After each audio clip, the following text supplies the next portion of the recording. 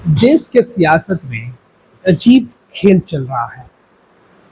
ये खेल कमजोर हो रही पार्टियों को निपटाने की है। ये खेल देश में कमजोर हो रहे नेताओं के खात्मे की कहानी है।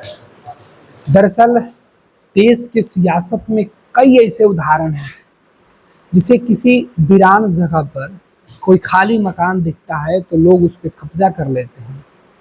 गांव का दबंग कमजोर का घर कब्जे में कर लेता है। ठीक उसी प्रकार से सियासत के अंदर कमजोर हो रही पार्टियों को, उनके अस्तित्व को बड़ी पार्टियां, ताकतवर पार्टी खत्म करने पर तुली हुई है। वैसे पूरे देश में उदाहरणों की बात करें तो कई बातें हो सकती हैं। अभी देखिए किस तरीके से पार्टी अक्सर उसी की टूटती है जो कमजोर होता है। नीतीश कुमार की पार्टी उस वक्त टूटी जब उनके विधायक चुने गए थे और उनके सहयोगी ने उनके विधायकों को खरीद लिया, तोड़ लिया, बीजेपी में मिला लिया। नीतीश इस बात से इतना नाराज हुए कि गठबंधन तोड़ लिए थे भाजपा से, लेकिन वक्त बदला, गठबंधन तोड़ने वाले नीतीश फिर से गठबंधन में जा मिले और ये नीतीश कुमार की मजबूरी कि वो गठबंधन तोड़ते रहें और अलग अलग गठबंधन करते रहें। शरद पवार की पार्टी, शरद पवार जब कमजोर हुए सियासत में तो उनकी पार्टी उनके भतीजे ने तोड़ ली। और कैसे टूटी पार्टी? बीजेपी के सर पर। और ये पार्टी तोड़ने का जो मास्टरमाइंड, जो भाजपा के चाणक्य हैं, सियासत के चाणक्य हैं, ये सब उनके इशारे पर हो रहा था। उद्धव ठाकरे की पार्टी कब टूटी? शरद पवार जब अपने उम्र में अस्वस्थ रहे, शारीरिक तौर पर वो कमजोर हो गए, तब उद्धव ठाकरे जब अस्पताल गए तो उनकी पार्टी तोड़ दी गई। झारखंड के अंदर भी कमोबेश यही खेल खेला गया, लेकिन वहां हेमंत अपनी पार्टी को बचा लिए। लेकिन बाद में क्या हुआ, उनकी भाभी जब जेएमएम से अलग हुई तो वो भाजपा में गई, बीजेपी में गई, तो आरोप लगता रहा। एक और बड़े नेता की बात करेंगे, उड़ीसा के मुख्यमंत्री रहे नवीन पटनायक, और उनकी पार्टी आज लगभग खत्म हो चुकी है। चुनाव के पहले जिस तरीके से नवीन पटनायक की पार्टी के अंदर विवाद, बवाल, विधायकों का साथ छोड़ना, और बीजू जनता दल आज सत्ता से दूर ही नहीं है बल्कि उड़ीसा में अपनी पहचान खो चुकी है। कमजोर नवीन पटनायक, शारीरिक तौर पे कमजोर, मानसिक तौर पे कमजोर, और सियासत में जिस राजनीतिक दल के पास जो क्षेत्रीय दल के नेता होते हैं, अगर उनका वारिस कोई नहीं हो तो फिर उनकी पार्टी को बचाना बहुत ही मुश्किल होता है। शरद पवार की पार्टी इसलिए वापस बच गई कि उनके पास उनकी बेटी थी। उद्धव ठाकरे की पार्टी इसलिए बच गई क्योंकि उनके पिता की विरासत थी। नवीन पटनायक का कोई सियासत में राजनीतिक वारिस ऐसा निकलकर सामने नहीं आया जो बीजू जनता दल को संभाल सके। इधर नवीन पटनायक कमजोर हुए और एक और नेता अब कमजोर हो, नीतीश कुमार, शारीरिक तौर पे अस्वस्थ कई दफे हो चुके हैं। चर्चा होती है कि नीतीश कुमार अब अस्वस्थ है, इलाज कराने भी जाते हैं। लेकिन इस बीच नीतीश कुमार ने दिल्ली की बैठक में एक बड़ा फैसला लिया, और फैसला नीतीश ने लिया कि जेडीयू के अंदर नीतीश कुमार के बाद जो है वो संजय झा जो है वो कार्यवाहक अध्यक्ष बने। सबने बधाई दी और नीतीश कुमार ने खुद इनके नाम की चर्चा की, कहा कि हमने इनके नाम का इनके प्रस्ताव को आगे लाया है। अब संजय झा नीतीश कुमार की पार्टी में ऐसे वक्त पर आए, दायित्वों में, प्रभार में, जिम्मेवारियों में, जब नीतीश कमजोर हो चुके हैं, राजनीतिक तौर पे, शारीरिक तौर पे।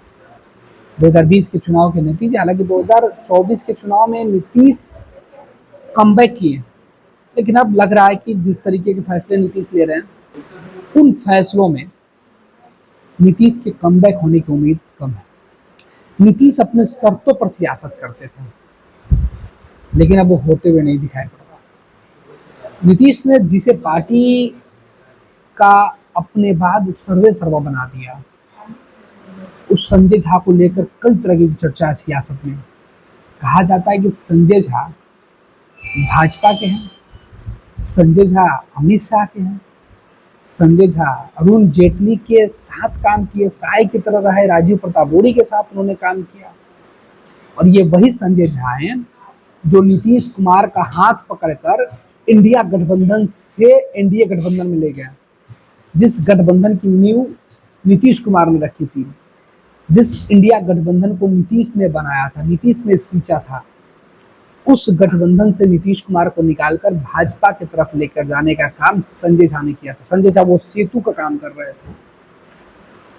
उस संजय झा को नीतीश कुमार ने पार्टी की बागडोर दे दी।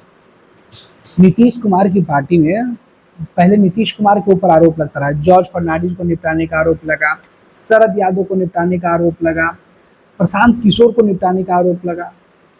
हाल ही में आरसीपी सिंह को नीतीश ने निपटा दिया। ललन सिंह, अगर वो अपने दम पर अपनी ताकत से नहीं रहते तो शायद ललन सिंह का भी चैप्टर क्लोज था।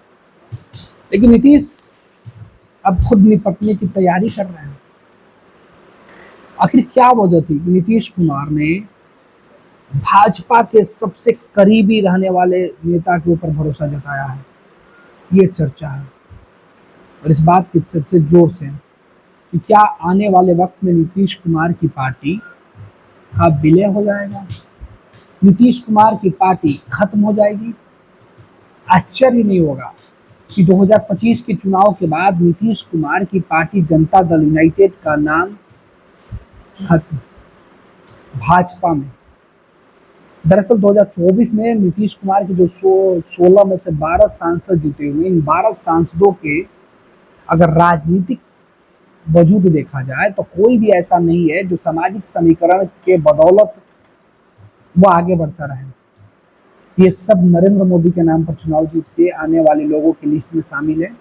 ऐसे में अगर जेडीयू बीजेपी के साथ मर्ज कर जाती है तो इनमें से कोई भी सांसद विरोध नहीं करेगा। और संजय झा, नीतीश कुमार के कमजोर होने का फायदा अगर संजय झा को लेकर कहा जा रहा, सियासत में चर्चा संजय झा को लेकर क्यों है? चर्चा ये है कि संजय झा भाजपा के लिए काम कर रहे हैं, संजय झा अमित शाह के इशारों पर चल रहे हैं, संजय झा ने नीतीश कुमार को एनडीए गठबंधन में शामिल कराया, संजय झा वही शख्स हैं जो नीतीश कुमार के साथ साय की तरह रहते हैं और नीतीश जो भी फैसला लेंगे वो संजय झा का फैसला होगा। लेकिन संजय झा का फैसला कौन कर रहा है? कहा जा रहा है कि राजनीति के चाणक्य कर रहे हैं, बीजेपी में राजनीति के चाणक्य कर रहे हैं बीजेपी के खेल पर। संजय झा के बारे में सबको पता है, बहुत सारी बातें हो गई है कि संजय झा भाजपा नेताओं के कितने करीबी हैं। अब जेडीयू की बैठक में जो लोग शामिल थे दिल्ली में, उस बैठक में जो फैसला हुआ है इससे तय है कि नीतीश कुमार के सांसदों को लेकर जो नीतीश कुमार किंग मेकर बनने की बातें कर रहे थे, इस बात से जो चाणक्य वो परेशान थे। नीतीश को सबक सिखाने की तैयारी की गई थी और नीतीश को सबक सिखाने के लिए एक एक सांसद को इकट्ठा रखना जरूरी था। और ये तब हो सकता था जब सारे सांसद नीतीश के पावर शक्ति से बाहर निकल जाए, और अब वही हुआ। सभी सांसद नीतीश के पावर शक्ति से बाहर।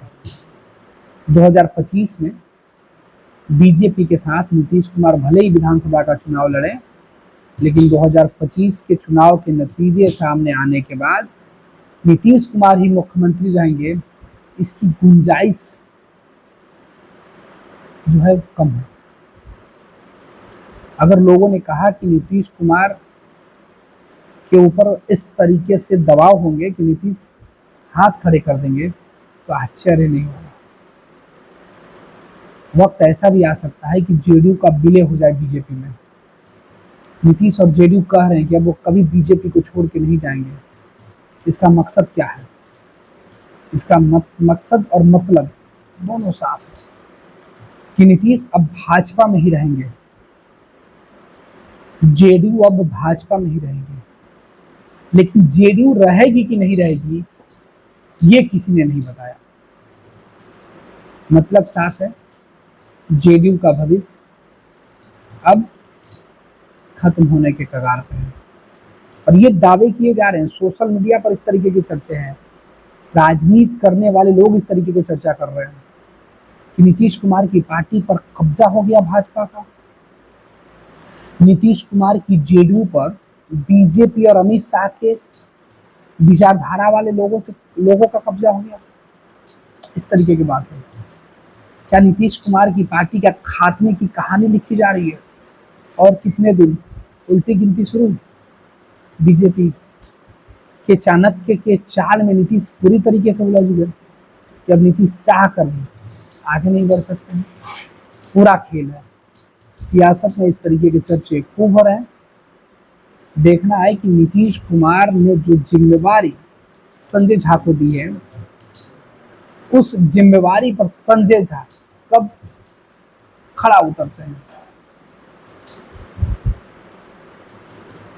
और नीतीश कुमार के ऊपर जो भाजपा के मन में शंका है, उस शंका को संजय झा कब भाजपा के लिए दूर करते हैं, ये साफ है। अगर नीतीश बीजेपी के साथ हैं तो कितने महीनों तक बीजेपी नीतीश कुमार को साथ लेकर चलेगी। जेडीयू के सांसदों की लिस्ट देखें, ललन सिंह से लेकर हर वो सांसद जो चुनाव जीत कर आया है, चाहे वो देवेश चंद्र ठाकुर हो या फिर अन्य लोग हों, लवली आनंद हो, मैंने फहरिस्त लंबी है, विजया लक्ष्मी हो, कोई भी दिलेश्वर कामत हो, कोई भी एक ऐसा सांसद नहीं है जो वो कह दे कि उन्हें आरएसएस की विचारधारा से कभी दिक्कत रहा हो या हो सकती है। समाजवाद की बात करने वाले लोग हैं, सेकुलरिज्म की बात करने वाले लोग हैं। ये ऐसे कोई लोग नहीं है कि जिन्हें कहा जाए कि अब भाजपा के साथ रहना है तो वो आपत्ति कर पाए। ऐसा कोई दिखाई पड़ नहीं रहा।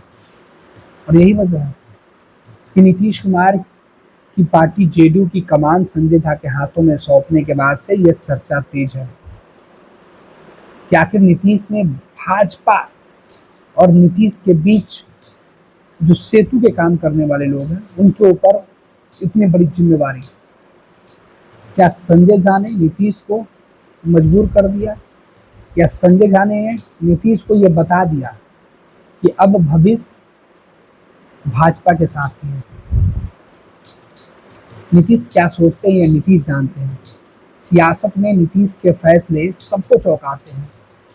बहरहाल नीतीश कुमार का यह फैसला जनता दल यूनाइटेड की सेहत पर कितना असर डालेगा आने वाले वक्त में, वो देखना दिलचस्प होगा। लेकिन सियासत करने वाले, सियासत को समझने वाले और जनता दल यूनाइटेड और बीजेपी को जानने वाले ये चर्चा जरूर कर रहे हैं कि क्या ये नीतीश की पार्टी जेडीयू का अंत की कहानी की तरफ एक एक अध्याय, एक एक कदम चलने का कोई नया समीकरण तो नहीं है। क्योंकि बीजेपी ने नीतीश के विधायकों को पहले ही तोड़ने का काम किया है, तो सांसद कब तक सही सलामत रहेंगे नीतीश के हाथों में? पहले भी टूटा।